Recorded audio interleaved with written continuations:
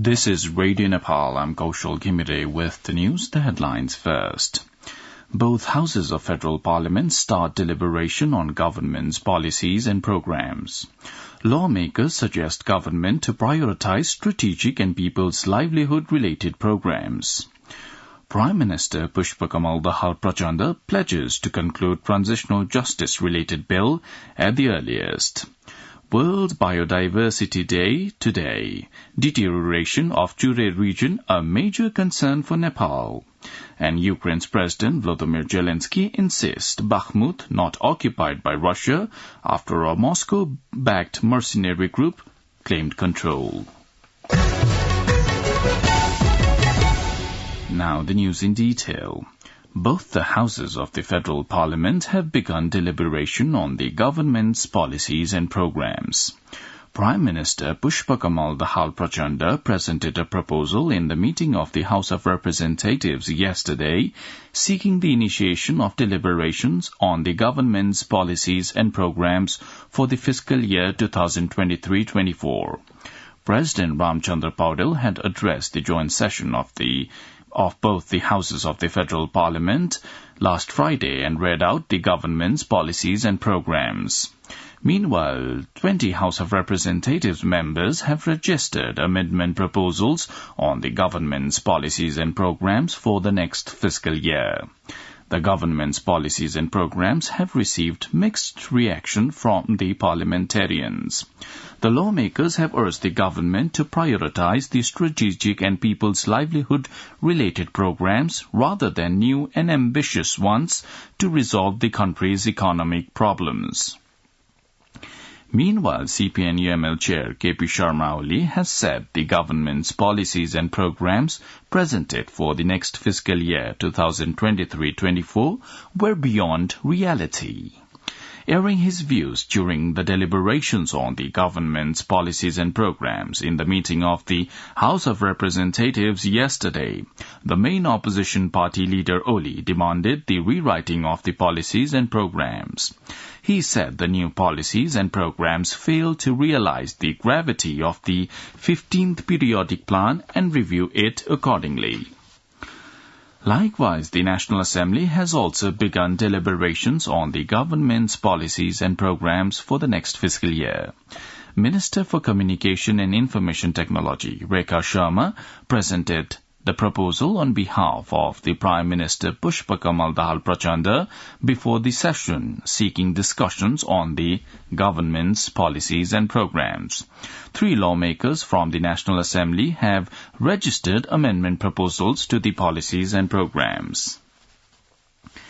Prime Minister Pushpakamal Dahal Prachanda has pledged to finalize the bill related to transitional justice at the earliest, forging consensus in the federal parliament and with other stakeholders.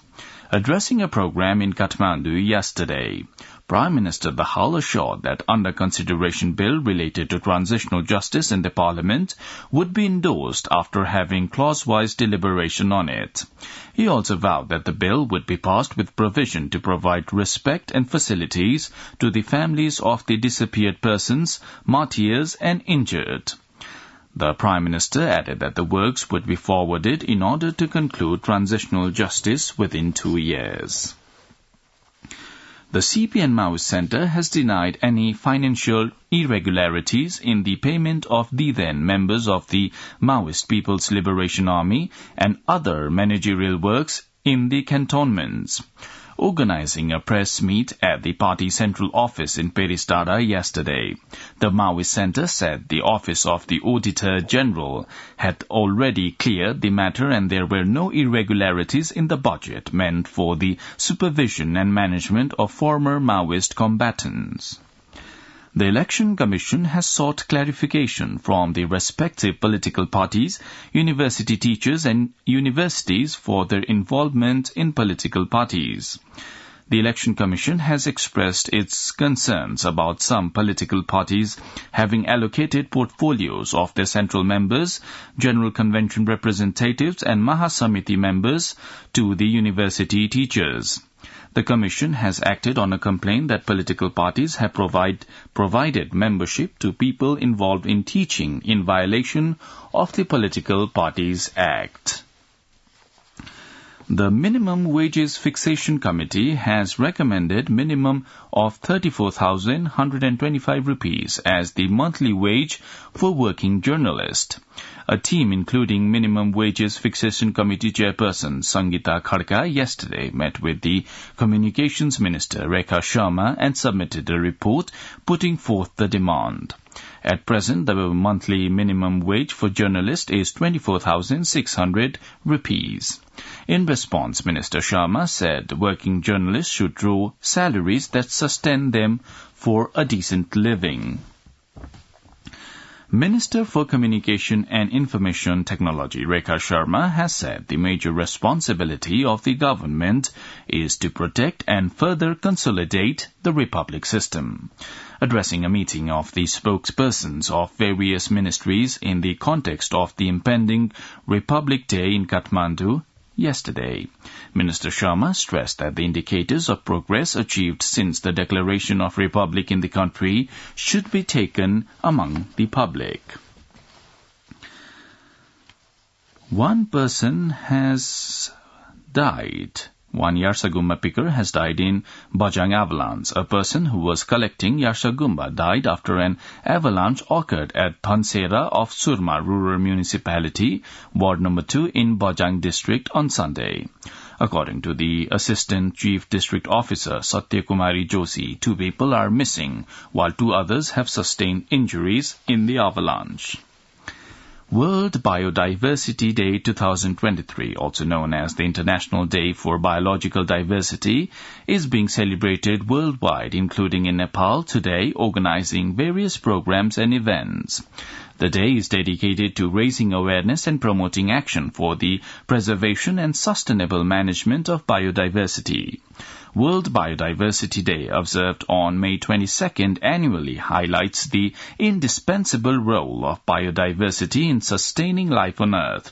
With this year's theme, From Agreement to Action, Build Back Biodiversity, the event emphasizes the interdependence between biodiversity, human well-being, and the need for action to protect and promote biodiversity. The degradation of forest in the Chure region of Nepal has become a major issue of concern. This deterioration not only compromises the biodiversity in the inner Tarai region of Nepal, but also significantly impacts the quality and quantity of fresh water in the outer Tarai region. The Tarai region, also known as breadbasket of Nepal, relies on Chure forest for a steady supply of fresh water for irrigation and other purposes. The deterioration of the Chure forest would lead to the desertification of the Tarai region, resulting in adverse effects on both the livelihoods of the local population and the national economy. You're listening to Radio Nepal's 8 a.m. English News Bulletin. Now on to some international updates. Ukraine's President Volodymyr Zelensky has insisted Bakhmut is not occupied by Russia after a Moscow-backed mercenary group had claimed control. According to the BBC, the Ukraine's president was speaking during a visit to Hiroshima, Japan for the G7 summit. Mercenary group Wagner founder had earlier claimed victory in Bakhmut, but Ukrainian military sources told the BBC they still had control of a handful of buildings on the outskirts of the city. At a press conference on the final day of the summit, Zelensky refused to provide precise details, but he said the city where the war's longest battle has raged since August was not occupied by Russia. Greece's Conservative Prime Minister Kyriakos Mitsotakis has won national elections, hailing his party's big victory as a political earthquake. According to the BBC, his centre-right New Democracy Party were heading for almost 41% of the vote, 5 seats short of a majority. His centre-left rival, Alexis Tsipras' congratulated him with his Srijiya party set for a poor result of just 20% of the votes. Mitsotakis said the result showed that Greeks had given his party a mandate for a 4-year government. With almost all the results counted, Mitsotakis' party was set to win 146 seats, 5 seats short of the 151 required for a majority. Now, the general weather forecast for the country for today, according to the Meteorological Forecasting Division. The weather will be generally cloudy in the hilly areas of the country and partly cloudy to mainly fair in the rest of the country. Brief rain or thunder showers are likely to occur at a few places of Kosi Province, Bagmati Province, Gandaki Province, and at 1 or 2 places of the Madhya Province. Kathmandu's weather report now, maximum temperature of 28.9 degrees Celsius and minimum temperature of 14.9 degrees Celsius. Well, that's all the news we have for this bulletin, but before wrapping up, the headlines once again. Both houses of federal parliament start deliberation on government's policies and programs. Lawmakers suggest government to prioritize strategic and people's livelihood-related programs. Prime Minister Pushpakamal Dahal Prachanda pledges to conclude transitional justice-related bill at the earliest. World Biodiversity Day today. Deterioration of Churay region a major concern for Nepal. And Ukraine's President Volodymyr Zelensky insists Bakhmut not occupied by Russia after a Moscow-backed mercenary group claimed control. Well, that's all the news we have for this bulletin. Our next bulletin in English will be at 2 in the afternoon. You can also listen to us online at our website, www.onlineradionepal.gov.np. Keep listening to Radio Nepal and have a good day.